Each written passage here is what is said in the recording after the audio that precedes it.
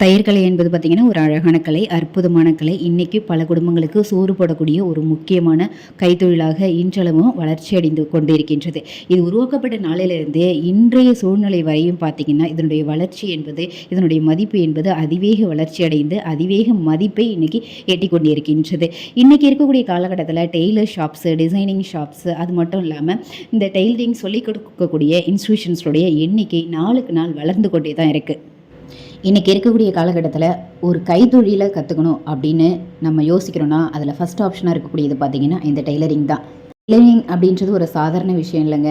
ஒரு பேப்பரை டிசைன் பண்ணுறதுக்கு கம்ப்யூட்டரில் உட்காந்து ஒரு பேப்பரை டிசைன் பண்ணுறோம். அதை டிசைன் பண்ணுறதுக்கு அதிகபட்சம் எவ்வளோ நேரம் எடுப்பது? 5 நிமிஷம், 10 நிமிஷம், அரை மணி நேரம். இதே ஒரு டிசைனர் ப்ளவுஸ் ரெடி பண்ணுறதுக்கு எவ்வளோ மெஷர்மெண்ட்ஸ் தேவைப்படுது, எவ்வளோ பர்ஃபெக்ஷன் தேவைப்படுது, எவ்வளோ உடல் உழைப்பு தேவைப்படுது. ஸோ இவ்வளவு இருந்தும் பார்த்திங்கன்னா பல பேருக்கு ரொம்ப பிடித்தமான விருப்பமான ஒரு துறையாகவும் தொழிலாகவும் இந்த டெய்லரிங் தொழில் இருந்து வர்றதுக்கு காரணம்னு பார்த்திங்கன்னா அதன் மீது இருக்கக்கூடிய பற்று, அதன் மீது இருக்கக்கூடிய அந்த விருப்பம், அதன் மீது இருக்கக்கூடிய அந்த காதல் தான். இந்த வேலையை பார்த்து ரசித்து செய்யக்கூடியவர்கள் பல பேர் இருப்பாங்க. அதில் நானும் ஒருத்தர் தான். எனக்கு ஸ்டிச்சிங் ரொம்ப பிடிக்கும். சின்ன வயசுலேருந்தே நான் ஸ்டிச்சிங் கற்றுக்கணுன்ட்டு எனக்கு ரொம்ப நாள் ஆசை. பட் அப்போல்லாம் எனக்கு வாய்ப்பு கிடைக்கல. அண்ட் குறிப்பிட்ட ஸ்டேஜுக்கு பிறகு அதை கற்றுக்கக்கூடியதுக்கான வாய்ப்பு கிடச்சிச்சு. அதில் எனக்கு நிறைய எக்ஸ்பீரியன்ஸ் நான் ஆன பிறகு நிறைய பேருக்கு நான் இதை சொல்லிக் கொடுக்க ஆரம்பித்தேன். ஆயிரக்கணக்கான மக்கள், ஆயிரக்கணக்கான பேர் வந்துட்டு இன்றைக்கி நம்மக்கிட்ட டெய்லரிங் படிச்சுட்டு நல்ல ஸ்டிச் பண்ணக்கூடிய ஒரு ஸ்டேஜில் இருக்காங்க. இத்தனை வருஷம் அந்த துறையில் எனக்கு கிடைச்ச எல்லா எக்ஸ்பீரியன்ஸையும் எங்களுடைய ஸ்டூடெண்ட்ஸுக்கு, எல்லா நுணுக்கங்களையும் எங்களுடைய ஸ்டூடெண்ட்ஸ்க்கு சொல்லிக் கொடுக்கறதுனால அவங்க ஈஸியாக அண்டர்ஸ்டாண்ட் பண்ணி கற்றுக்க முடியுது. டெய்லரிங் அப்படின்னு சாதாரண வார்த்தையால் கூறப்பட்டு வந்த இந்த ஃபீல்டு பார்த்திங்கன்னா இன்றைக்கி ஃபேஷன் டிசைனிங்கை உருவெடுத்து ஒரு மிகப்பெரிய அளவில் வளர்ச்சி அடைந்து மிகப்பெரிய வருமானத்தை ஒவ்வொருவருக்கும் தேடித்தரக்கூடிய ஒரு முக்கியமான கைத்தொழிலாக இன்றைக்கி இது இருந்துகிட்ருக்கு.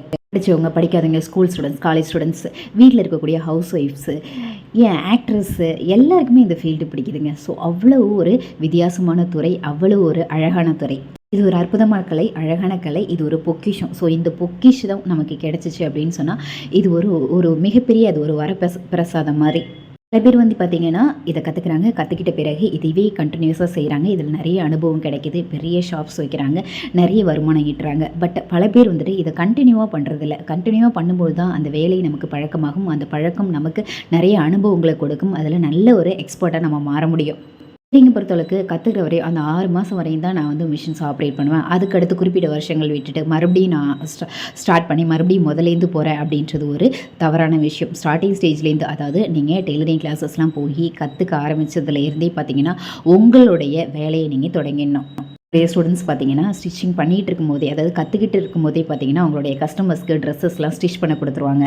இங்கே ஃபீஸ் கட்டி படிக்கிற அமௌண்ட்டை அவங்க கஸ்டமர்ஸ்க்கு ஸ்டிச் பண்ணி கொடுத்தே சம்பாதிச்சிருவாங்க. இந்த மாதிரி ஆர்வமான பல ஸ்டூடெண்ட்ஸும் இருக்க தான் செய்கிறாங்க. அவங்களாம் பார்த்திங்கன்னா இன்றைக்கி பெரிய டெய்லர்ஸாக உருவெடுத்து நிறைய பேருக்கு ட்ரெஸ்ஸை நிறைய டிசைனிங்லாம் தானாகவே உருவாக்கி ஸ்டிச் பண்ணி கொடுத்துட்ருக்காங்க. டெய்லரிங் மட்டும் இல்லைங்க, எந்த ஒரு துறையாக இருந்தாலும் இந்த குருட்டு மனப்பாடம் பண்ணுற வேலையை இன்னையோடையே நம்ம விட்டுறணும். எல்லாத்தையும் புரிஞ்சுக்கிட்டு அண்டர்ஸ்டாண்ட் பண்ணி இதை இப்படி பண்ணால், இதை அப்படி பண்ணால், இப்படி வச்சா அப்படி வச்சா அப்படின்னு நல்லா யோசித்து திங்க் பண்ணி அதில் ஆராய்ச்சியை மேற்கொள்ளும் பொழுது மட்டும்தான் அந்த ஃபீல்டில் நம்ம ரொம்ப பெரிய ஒரு எக்ஸ்பர்ட்டாக மாற முடியும்.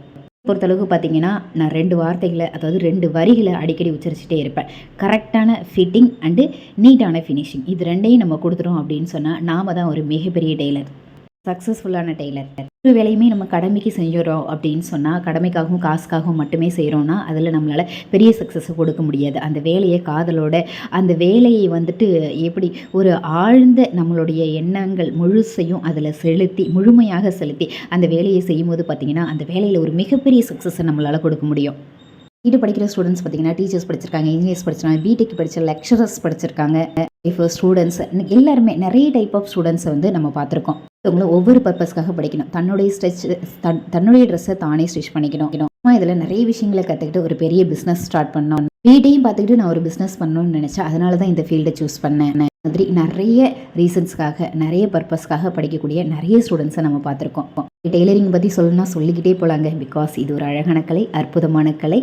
இது ஒரு வரப்பிரசாதம், இது ஒரு பொக்கிஷம். இன்ஸ்டியூட்டில் கம்ப்யூட்டர் டீச் பண்ணுறோம், டைப்ரைட்டிங் டீச் பண்ணுறோம், டெய்லரிங் டீச் பண்ணுறோம். பட் எனக்கு எப்பொழுதுமே எது போனாலும், எது இருந்தாலும் எனக்கு டெய்லரிங் தெரியும்டா, பார்த்துக்கலாம், எது போனாலும். இப்போ கம்ப்யூட்டர்லாம் பார்த்திங்கன்னா குறிப்பிட்ட நாள் வரையும் அதிவேக வளர்ச்சி அடையும். சில காலகட்டங்களுக்கு பிறகு அது மறைஞ்சு போயிடுது. கோர்சஸ்லாம் இருக்கிறதே இல்லை. டெய்லரிங் அப்படி இல்லை, என்னைக்கு இருந்தாலும் நம்ம பிழைச்சிக்கலாம்டா அப்படின்ற ஒரு கான்ஃபிடென்ட்டை எனக்கு கொடுக்கக்கூடிய ஒரே துறை டெய்லரிங் துறை.